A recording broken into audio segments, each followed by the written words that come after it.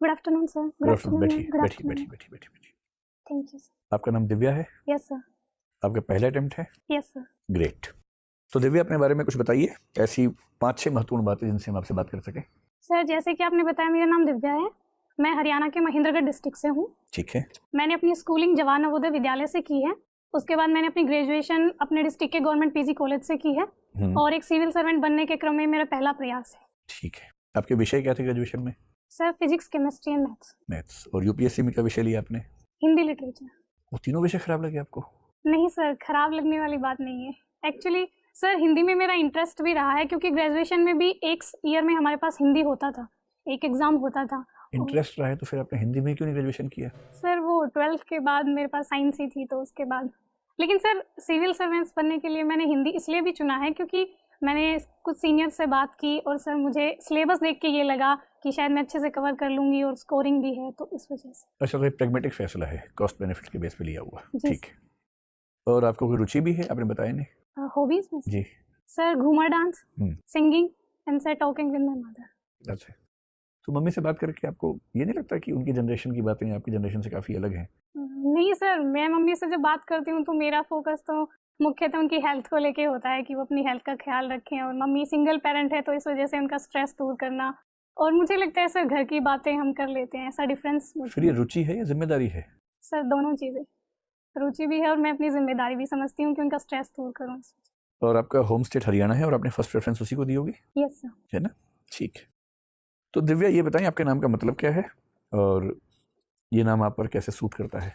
Sir मेरे नाम का मतलब है डिवाइन लस्टर और ब्रिलियंस।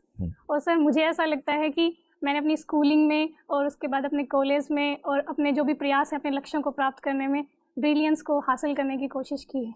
आप जो हिंदी साहित्य पढ़ती हैं उसके पाठ्यक्रम में भी एक उपन्यास है, उसका नाम भी दिव्या ही है। Yes sir. और उस उपन्यास में वो जो दिव्या है और जो उसका मित्र मारिश है, वो बार बार कहते हैं कि स्त्री का धर्म निर्माण नहीं सृष्टि है। क्या मतलब है इस बात का, और क्या आप इस बात से सहमत हैं आज के ज़माने में? सर मारिस का इससे मतलब है कि नारी को प्रकृति ने जो सर कर्तव्य दिया है सृष्टि को आगे बढ़ाने में, उसको वहीं अपना के चलना चाहिए। और सर जो निर्वाण का मार्ग है वो नारी के लिए श्रेष्ठ नहीं है। ठीक है। और सर मुझे भी पर्सनली ऐसा ही लगता है कि सर, लेकिन जेंडर इक्वलिटी के साथ सर। जैसे हमारे देश में 2 महिला राजनेता इस समय ऐसी मैं सोच पा रहा हूँ जो बहुत योग्य हैं, उन्होंने बहुत महान काम किया पर विवाह नहीं किया, परिवार को आगे नहीं बढ़ाया। ममता जी हैं, मायावती जी हैं।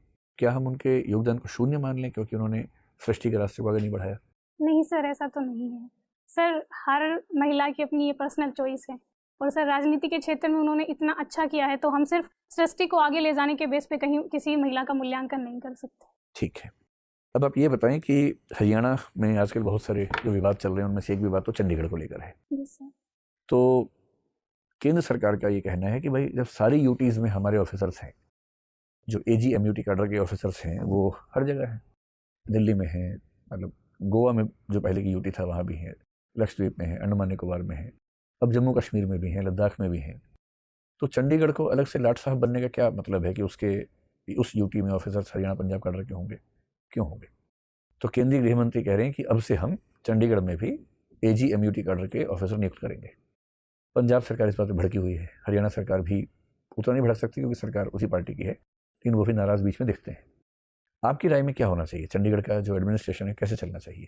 सर चंडीगढ़ एक यूटी है, तो ये केंद्र सरकार का दायित्व और उसके जुरिस्डिक्शन में आता है कि अगर वो चाहे तो सर जो आगमुट के कैडर है वो चंडीगढ़ में नियुक्त कर सकती है। लेकिन जिस टाइम समझौता हुआ सर, उस टाइम ये डिसाइड हुआ था कि चंडीगढ़ और पंजाब के ऑफिसर्स ही वहाँ काम करेंगे। तो अभी अगर सेंट्रल गवर्नमेंट ये चाहती है कि वहाँ पे आगमुट कैडर के ऑफिसर्स जाएं, तो सर ऐसा फैसला लेने में कोई मुझे बुराई नहीं लगती। हाँ, लेकिन आपको नहीं लगता कि फेडरलिज्म का सम्मान करते हुए इसमें राज्यों से भी संवाद होना चाहिए, एक तरफा फैसला नहीं होना चाहिए? हाँ सर, एक तरफ फैसला नहीं होना चाहिए इसमें। सर हरियाणा और पंजाब के राज्यों की भी सहमति ली जा सकती है। क्योंकि एक बार इनसे सहमति लिए बिना 3 बिल पास किए थे, फिर क्या हुआ था, फिर देखा ही है 2 साल में। तो संवाद की प्रक्रिया रहे तो बेहतर ही होगा, है ना? ठीक है सर। अब दिव्या, अब ये बताइए, जैसे मान लीजिए आप सफल हो जाएंगी, आईएएस बन जाएंगी, तो लोग आपको ना भगवान की तरह पूजेंगे आपके गाँव में, और वहाँ बहुत सारी बच्चियाँ आपके पास आएंगी कि दीदी हम कैसे जीवन जिएँ, क्या करें जीवन में। तो मान लीजिए कि आप गाँव गई और वहाँ 3-4 लड़कियाँ आपसे मिलने आई जिनकी उम्र 17, 18, 19 साल है, और वो कह रही हैं कि दीदी बहुत सारे रिश्ते आ रहे हैं, शादी करने का दबाव है, इतना ही पूछा जा रहा है कि तुम किससे शादी करोगी 3-4 ऑप्शंस में से, तो कैसे चुने? और आपको ये बताना है उनको कि हस्बैंड चुनने का सही क्राइटेरिया क्या होना चाहिए। जो चीज़ें हैं ऑप्शन के तौर पे, एक है कि कोई व्यक्ति विनम्र है या नहीं, एक है वो समझदार है या नहीं, एक ज़िंदगी में सफल है या नहीं, चौथा वो स्वस्थ और सुंदर आकर्षक है या नहीं, और पांचवा ये कि वो अपने ही धर्म और जाति का है या नहीं।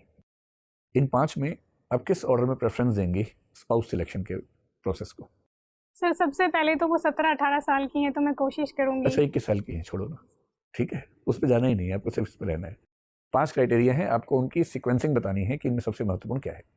मैं दोहरा देता हूँ, आप भूल गए होंगे इस बीच में, या याद है पांचों? सर विनम्र है या नहीं, नंबर 1 समझदार, विनम्र, नंबर 2 समझदार, स्वस्थ और आकर्षक, हाँ ये तीसरा एक ही है, मतलब स्वस्थ आकर्षक। हाँ, 4th है जाति और धर्म जाति का। धर्म हमारा ही है। और 5वां कौन सा था? 5वां है कि सफल, जीवन में सफल है, मतलब पैसा और वो सब, शोहरत, समृद्धि, वो सब चीज़ें। सर पहला प्रेफरेंस होएगा समझदार वाला, ठीक है, दूसरा प्रेफरेंस होएगा विनम्र वाला, ठीक है, तीसरा सर स्वस्थता, ठीक है, और सर 4th होएगा, ये लास्ट वाला था सर, सफल। सफल, जिंदगी में सफल है या नहीं। नहीं सर। यानी कोई समझदार हो, स्वस्थ हो, लेकिन बेरोजगार हो, चलेगा? नहीं सर, तो फिर हायर की। ठीक है दिव्या, आपका इंटरव्यू पूरा। क्या सर? क्या हाल है आपका? हाल चाल ठीक है? कैसा लगा इंटरव्यू देकर? सर ठीक था, कहीं कहीं। कहीं कहीं ठीक था? नहीं सर, कहीं कहीं और पढ़ना है अभी। अच्छा, तो कितने मॉक इंटरव्यू आप दे चुके हैं अभी तक? सर 7th है ये, ठीक है। तो किसी संस्था का नाम मत बोलिएगा, वैसे बताइए कि बाकी जगह क्या रहा रिस्पॉन्स आपका, फीडबैक? सर अच्छा ही था। है ना, इसमें दुखी होने की क्या बात है, अच्छा था तो खुश होकर बोलिए अच्छा था। अच्छा है, कोई चिंता वाली बात नहीं है, बहुत बढ़िया है। पहली बार में मसूरी का टिकट कटा हुआ आपका, बस औपचारिकता बाकी है। ठीक है, देखो आपकी एंट्री बहुत अच्छी है, ड्रेस जनरली बहुत अच्छी है, लेकिन अभी मैडम ने बताया कि आपने जो सैंडल पहना है वो शायद ठीक नहीं है। ठीक है। तो ये शाइनिंग वाला मत रखिए, थोड़ा सिंपल रख लीजिए, वैसे भी बैठने के बाद दिखना भी नहीं है वो, लेकिन सिंपल रखिए, ठीक है। रिस्ट वॉच में आपको लग रहा है कुछ दिक्कत है? थोड़ा सा वो फ्लैशी लग रहा है, वहाँ पे मैम पहने नहीं देती। हाँ, शायद। बात ही खत्म हो गई, ठीक है। बैठने का तरीका भी एकदम ठीक है। इंट्रोडक्शन मैंने आपसे पूछा तो आपने अच्छा बताया, लेकिन इंट्रोडक्शन जब देना तो हॉबीज वगैरह खुद ही बोल दीजिए पहले ही। Okay sir. उनको इतनी बातें सुनने को मिल जाएं कि फिर ज़्यादा डेफ देखना ना पड़े, उसी में से बात समझ में आए, ठीक है। दिव्या को लेकर सवाल थे, वो भी ठीक थे, नॉवल वाला भी, फिर सुश्री मायावती, ममता बनर्जी वाला भी आपने अच्छा जवाब दिया, चंडीगढ़ भी ठीक था, फिर मैंने लिखना बंद कर दिया। फिर मैंने मेंबर से पूछा, सबसे सभी मेंबर्स की राय ये है कि जनरली आपकी तैयारी अच्छी है, तरीका अच्छा है बात करने का।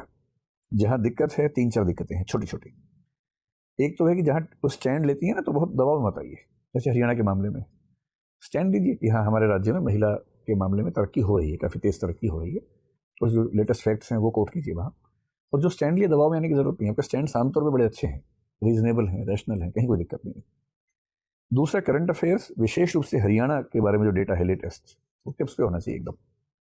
उसमें ये नहीं कहना सर हाँ आया था, सर भी देखा नहीं, टिप्स पे एकदम ऐसे, ठीक है। और एक जनरल रिवीजन अगर टाइम है, कब है इंटरव्यू आपको यूपीएससी में? 27 को है ना, 5 दिन है। तो अगर समय मिले तो एक बार तेजी से जो करंट अफेयर, साइंस टेक वगैरह के भी ना, वो सब देख लीजिए। इसलिए नहीं कि वो पूछेंगे, कई बार पता होने से आप किसी प्रश्न के सुझावों में कुछ अच्छे पॉइंट्स जोड़ पाएंगे। इस पॉइंट ऑफ व्यू से अच्छी बातें ज़्यादा हैं। अच्छी बातें जो हैं, सबसे पहले ये है कि आपके पास लगभग हर सवाल का जवाब है। कई बच्चे चुप हो जाते हैं बीच बीच में, आप बोल रही हैं, ये बहुत अच्छी बात है। दूसरी अच्छी बात है कि आपकी आवाज़ अच्छे से सुनाई दे रही है। कई बच्चे ना बहुत लो बोलते हैं, उनको बोलना पड़ता है बार बार, तेज़ बोलो, ऊंचा बोलो, नहीं समझ में आ रहा। आपकी आवाज़ एकदम मतलब ऑडिबल है और हम सुन पा रहे हैं, बढ़िया से, अच्छे से आ रही है आवाज़। सबसे बड़ा फायदा है कि आपकी उम्र बहुत कम है, फर्स्ट अटेम्प्ट है। जब पहले अटेम्प्ट होता है, उम्र कम हो किसी बच्चे की, तो मेंबर्स को पहले से एक पॉजिटिव फीलिंग रहती है कि इस बच्चे ने पहली बार में यहाँ तक एंट्री की है, तो उसको सफल होना चाहिए। तो ये बेनिफिट तो है ही। एनालिसिस आपका अच्छा है, 10 में से 7 प्रश्नों में ऐसा दिख रहा है कि आपने ठीक एनालिसिस किया हुआ, तैयारी की हुई है। एक अगर रैंडम आता है तो भी आपकी स्किल्स ठीक है एनालिसिस की। जैसे मैंने लास्ट में सवाल पूछा था ना, विनम्रता, समझदारी, तो स्किल्स आपकी ठीक है वहाँ भी, और वेल प्रिपेयर्ड आप हैं। ऑनेस्ट डिफेंस है, सॉरी आपने कम से कम 15 बार बोला होगा, पर आपका सॉरी चुभता नहीं है। 10-12 बार तुम सबसे बुलवाते हैं सॉरी, ऐसा नहीं कि आपने ज़्यादा बोल दिया, सब बोलते हैं, पर किसी किसी को सॉरी बोलते हुए लगता है कि पर रो ही पड़ेगा। आपका सॉरी बड़ा ईमानदार सा है, और मतलब आपको सॉरी में भी 2 नंबर एक्स्ट्रा ही मिल रहे हैं, कम नहीं हो रहे नंबर, उससे कहने का भाव ये है। तो सॉरी आप ठीक बोल रही हैं, वैसे बोलिए। और एक खास बात है कि थोड़ी सी रॉनेस जिसको बोलते हैं ना, कि आप एक ग्रामीण क्षेत्र से आई हैं, तो वो दिख रहा है भाषा से, जो कि अच्छी बात है। उच्चारण में मुझे नहीं पता कि इतने कम टाइम में आप कर पाएंगे या नहीं, पर मैं आपको कुछ संकेत कर रहा हूँ इस सेंस में कि अगर आप कुछ करना चाहें तो कर लें, ना कर पाएं तो तनाव मत लीजिएगा। जो एक ट्रेंड है वो ये है कि आप ज को ज बोलती हैं कई जगह, ठीक है। जैसे जंग शब्द है, आपने जंग बोला उसको, एज को एज बोला, बावजूद को बावजूद बोला, जानकारी को जानकारी, निजी को निजी, प्रजा को प्रजा। अच्छी बात है कि आपको ज और ज़ दोनों बोलने आते हैं। कहीं कहीं आप कंफ्यूज हैं कि ये ज होगा कि ज़ होगा, है ना? तो एक बार ऐसे 20-25 शब्दों की लिस्ट बना लीजिए, 2 बार बोलने का अभ्यास कर लीजिए, ध्यान रहेगा तो अच्छी बात है, गलती हो जाए तो चिंता मत कीजिएगा। एक शब्द है ऑनेस्ट, HONEST, आप उसको हॉनेस्ट बोलती हैं। अगर आपकी आदत में है तो बोल लीजिए, कोई दिक्कत नहीं है, क्योंकि इससे भी पता लगता है कि आप बहुत लंबे समय शहर में रह के नहीं आए हैं। गाँव का जो गाँवपन है वो बना हुआ है, बचा हुआ है, उसकी वैल्यू है। लेकिन ऑनेस्ट बोल सकती हैं तो ऑनेस्ट बोल दीजिए उसको। स, श में आप सब जगह ठीक बोलती हैं, एक जगह आपने अशोक को अशोक बोल दिया।